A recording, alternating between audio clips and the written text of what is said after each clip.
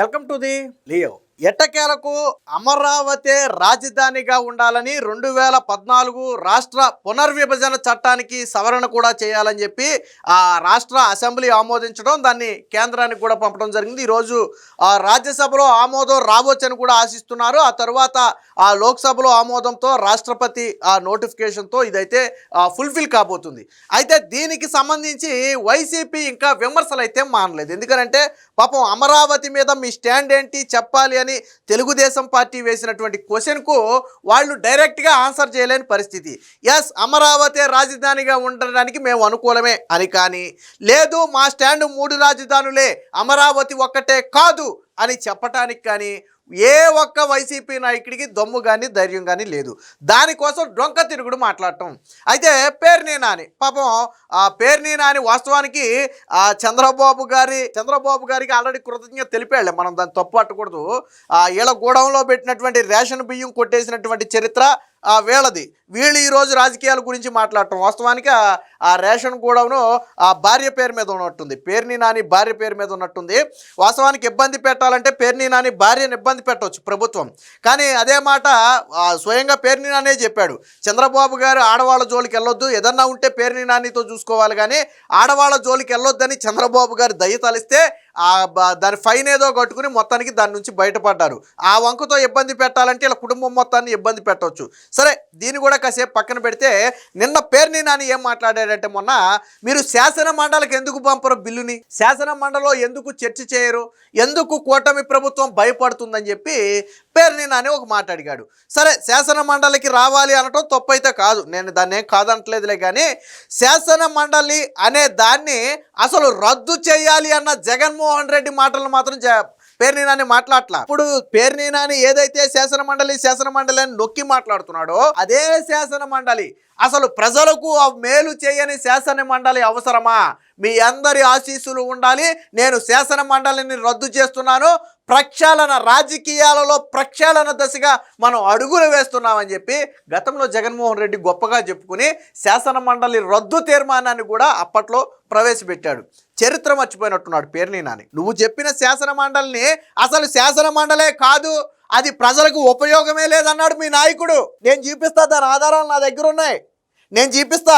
పేర్ని నాని అది మర్చిపోయాడు. సరే, శాసన మండలి వదిలేసి అమరావతిలో మీరు ఒక్క బిల్డింగ్ అయినా కట్టారా, ఇన్నేళ్లలో ఒక్క బిల్డింగ్ అయినా కట్టారా అన్నాడు. నేను పేర్ని నాని సింపుల్గా అడుగుతున్నా, అసలు మనం వచ్చినప్పుడు పరిస్థితి ఎలా ఉందనేది నేను చూపిస్తా ఒకసారి. ఆంధ్రప్రదేశ్ విడిపోయిన తరువాత చంద్రబాబు గారు రాష్ట్రానికి ముఖ్యమంత్రి అయిన తరువాత వాస్తవ పరిస్థితి ఏంటనేది కొన్ని ఫోటోలు ఉన్నాయి, నేను చూపిస్తా. మొన్న అసెంబ్లీ సాక్షిగా నారా లోకేష్ ఆ ఫోటోలను విడుదల చేశారు, నేను ఆ ఫోటోలు చూపిస్తా. అయితే నేను పేర్ని నాని ఇంకో మాట అడుగుతా. జగన్మోహన్ రెడ్డి 5 ఏళ్ల పాటు సీఎంగా ఎక్కడ కూర్చుని పాలించాడు? సెక్రటరేట్లో కూర్చుని పాలించాడు కదా. ఆ సెక్రటరేట్ ఎవరు కట్టారు? హైకోర్టు నడిచింది కదా 5 ఏళ్ల పాటు, ఆ హైకోర్టు ఎవరు కట్టారు?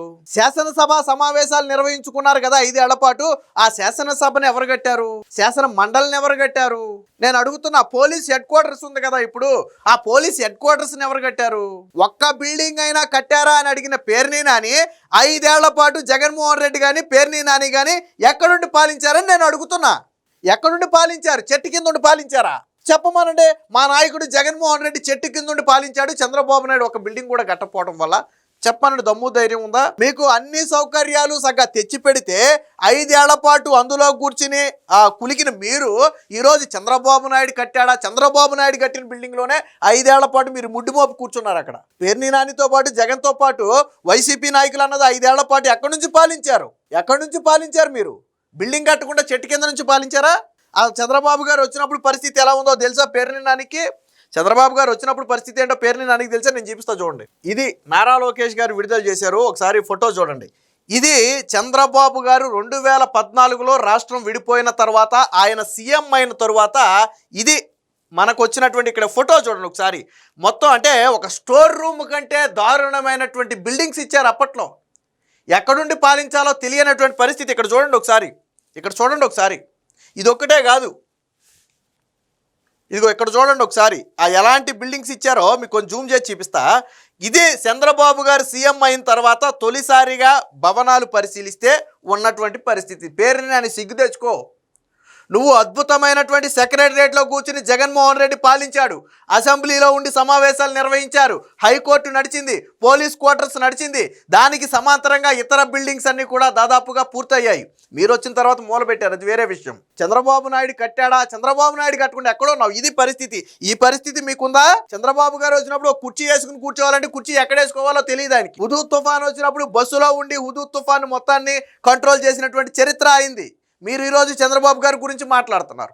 అసలు ఏం మాట్లాడాడు చూడండి ఒకసారి. పేర్నినాని రెండో విడత పూలింగ్ కోసమే ఈ నాటకం. రాజధాని చట్టబద్ధతకు మండలి ఆమోదం వద్దా? రెండో దశ పూలింగ్కి ఈరోజు పార్లమెంట్లో చట్టం చేయాలి అనడానికి సంబంధమే లేదు. ఆ చట్టంలో ఏమీ నిర్బంధంగా రైతులు రెండో విడతకు పూలింగ్కి భూములు ఇవ్వాల్సిందే అని ఆ చట్టంలో ఏమీ లేదు. కొద్ది బుర్ర పెట్టి మాట్లాడాలా. రెండో విడత పూలింగ్ అనేది ఆల్రెడీ స్టార్ట్ చేస్తున్నారు. దానికి రైతుల నుంచి కూడా అగ్రీ ఉంది. అంటే వాళ్ళ భయం ఏంటంటే మళ్ళీ జగన్మోహన్ రెడ్డి లాంటి వ్యక్తి వస్తే అలా ఆల్రెడీ ఇప్పుడు రైతులు ఎలా అయితే ఇబ్బంది పడుతున్నారో అలా మేము కూడా ఇబ్బంది పడతామనే ఒక భయం తప్ప భూములు ఇవ్వడానికి వాళ్ళకేం అభ్యంతరం లేదు. 58 రోజుల్లో 35,000 ఎకరాలు ఇచ్చినటువంటి చరిత్ర. ఒక పోలీసుని వాడలేదు, ఒక లాఠీ చార్జ్ చేయలేదు, ఒకరిని భయపెట్టలేదు, ఒకరిని బెదిరించలేదు. 35,000 ఎకరాలు రైతులు స్వచ్ఛందంగా ఇచ్చారు. కాబట్టి చంద్రబాబు గారి మీద నమ్మకం ఉంది వాళ్ళకి ఇవ్వటానికి. కానీ జగన్ రెడ్డి లాంటి ఒక వ్యక్తి వస్తే, ఒక నియంత వస్తే మా పరిస్థితి ఏంటనేది వాళ్ళ భయం. సో రెండవ దశ పూలింగ్కి ఈరోజు పార్లమెంట్లో బిల్లు చేయించడానికి దానికి ఎటువంటి సంబంధం లేదు. ఇకపోతే ఆ రాజధాని చట్టబద్ధతకు మండలి ఆమోదం వద్దా అన్నాడు. సరే, ఆ మండలి గురించి జగన్ ఏం మాట్లాడాడు అనేది కూడా నేను చూపిస్తాను. ఇదంతా ప్రజలను, అమరావతి రైతులను మభ్యపెట్టే పన్నాగం. 6 గంటల అసెంబ్లీ సమావేశం జగన్ని తిట్టడమే బాబు ఉద్దేశం. అందులో జగన్ ఎక్కడా తిట్టలేదే చంద్రబాబు గారు. జగన్మోహన్ రెడ్డి 5 ఏళ్లలో అమరావతి మీద, అంటే ప్రతిపక్షంలో ఉన్నప్పుడు మాట్లాడిన మాటలు, అధికారంలో ఉన్నప్పుడు మాట్లాడిన మాటలను ప్రజెంట్ చేసి చూపించారు. అదేమి తిట్టడం కాదే. జగన్మోహన్ రెడ్డి మాట్లాడిన మాటలనే చూపించారు. జగన్మోహన్ రెడ్డి మాట్లాడిన మాటలు కాదు అని నువ్వు చెప్పగలదువా? పోనీ అసెంబ్లీలో వాళ్ళు ప్లే చేసి చూపించినటువంటి వీడియో జగన్ మాటలు కాదు, AI ద్వారా చేశారని ఏమైనా చెప్పగలవా? కాదు కదా. అమరావతికి న్యాయం చేసింది జగనేనంట. ఇది ఈ మొత్తానికి, ఈ న్యూస్ మొత్తానికి హైలైట్ ఏంటంటే అమరావతికి న్యాయం చేసింది జగనేనంట. ఎలా చేశాడు న్యాయం? అంటే ఒక రైతుకి భూమి ఇచ్చాడా? ఒక రైతు, అమరావతి రైతులు 5 ఏళ్ల పాటు రోడ్డు పక్కన టెంట్ వేసుకుని అమరావతికి న్యాయం చేయాలని జగన్మోహన్ రెడ్డిని వేడుకుంటే కనీసం ఆగి ఒక్కరోజైనా ఏంటి మీ సమస్యని పలకరించాడా? ఏం చేశాడు? అమరావతి రైతులకి ఏం చేశాడు? అమరావతిని శ్మశానం అన్నాడు, ఎడారి అన్నాడు, వరదలు వస్తే మునిగిపోద్దన్నాడు, ఆ భూమిలో భవనాలు నిలబడవన్నాడు, ఇంకా అమరావతిలో ఇన్సైడ్ ట్రేడింగ్ అన్నాడు, చంద్రబాబు నాయుడు దోపిడీ అన్నాడు. అమరావతికి న్యాయం చేశాడా? ఏం చేశాడు న్యాయం? అమరావతికి న్యాయం చేశాడంట. వెస్ట్ బైపాస్ తెచ్చింది గుంటూరు విజయవాడలో అమరావతిని లింక్ చేశాడంట. ఎక్కడ లింక్ చేశాడో నాకైతే తెలియదు. గుంటూరు విజయవాడని అంటే ఒక నేషనల్ హైవే వస్తే అది కూడా జగన్మోహన్ రెడ్డి క్రెడిట్గా చెప్పుకోవడమే. సెల్ఫ్ ఫైనాన్స్ రాజధాని అన్నారు, అప్పులు కుప్పగా మార్చారు.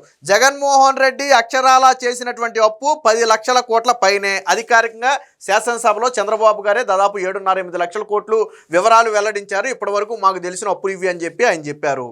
మరి జగన్మోహన్ రెడ్డి పోని 3 రాజధానుల్లో ఎక్కడైనా ఇటుక వేశాడా? జగన్ కూడా అప్పులు చేశాడు. సరే, చంద్రబాబు గారు అప్పులు చేశారని నువ్వు అన్నావు కదా, ఓకే. జగన్మోహన్ రెడ్డి అప్పులు చేశాడు, దాదాపు 10 లక్షల కోట్లు అప్పు చేశాడు. 3 రాజధానులు అన్న 3 రాజధానుల్లో కర్నూలులో కానీ, వైజాగ్లో కానీ, అమరావతిలో కానీ ఇటుక వేశాడా? రుషికొండ మీద 500 కోట్లు పెట్టి బిల్డింగ్ కట్టుకున్నాడు. దాని గురించి మాట్లాడట్లా నేను. వేశాడా? వేయలేదు.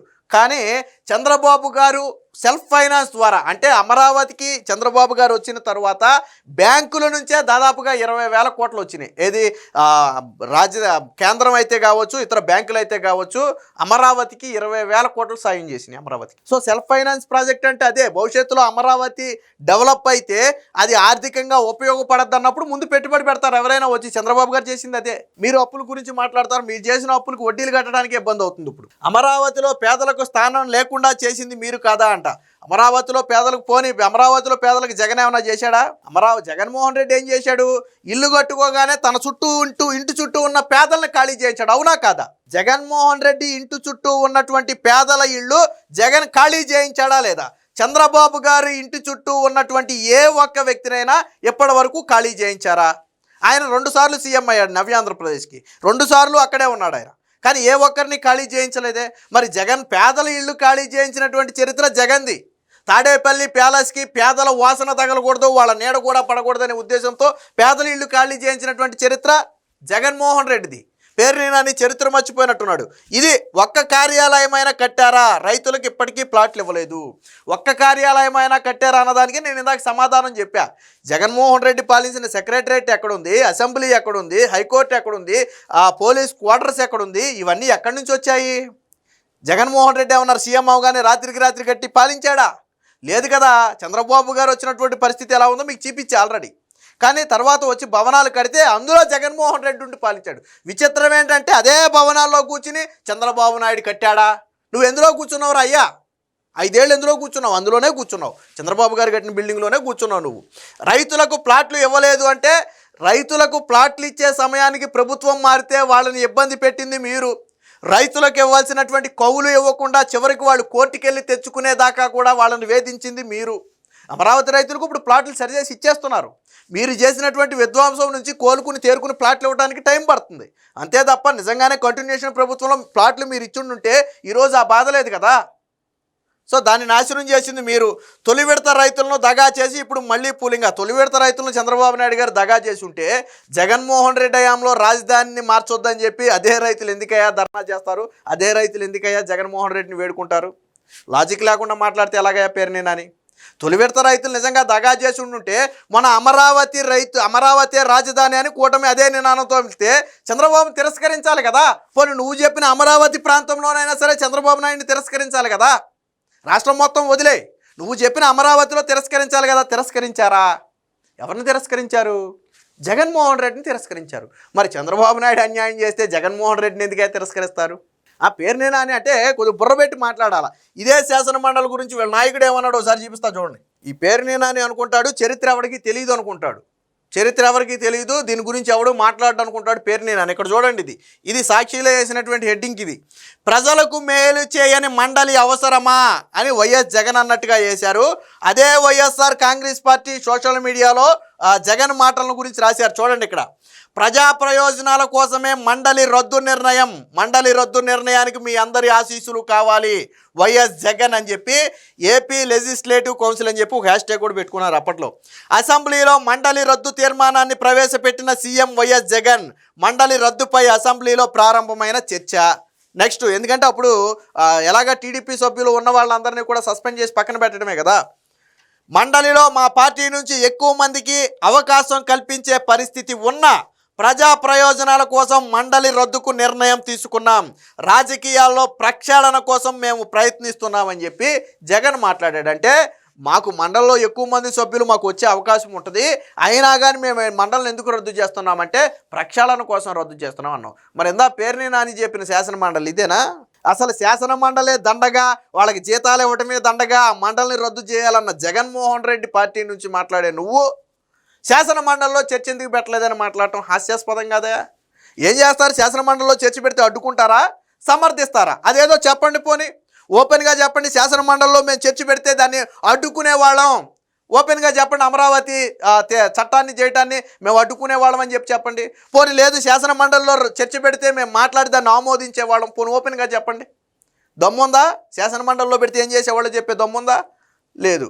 కాబట్టి పేరుని నాని మాట్లాడేవన్నీ కూడా ఏమంటే జగన్మోహన్ రెడ్డి ఏదో ఒకటి మాట్లాడాలి కాబట్టి పేరుని నానిలో లేకపోతే సకల శాఖ మంత్రినో ఎవడో ఒకటి ముందుకు పంపుతాడు. పాపం వీళ్ళు తలా తోక లేకుండా మాట్లాడతారు. వీళ్ళు మాట్లాడిన మాటలు ఎలాగున్నాయో ఇప్పుడు నేను చూపించిన ఆధారాలను బట్టి మీకు అర్థమై ఉంటుంది. కాబట్టి పేరుని నాని ఎక్కడి నుంచి అయినా మాట్లాడేటప్పుడు నోరు అదుపులో పెట్టుకుని మాట్లాడితే మంచిది. Please subscribe to Leo news for more videos.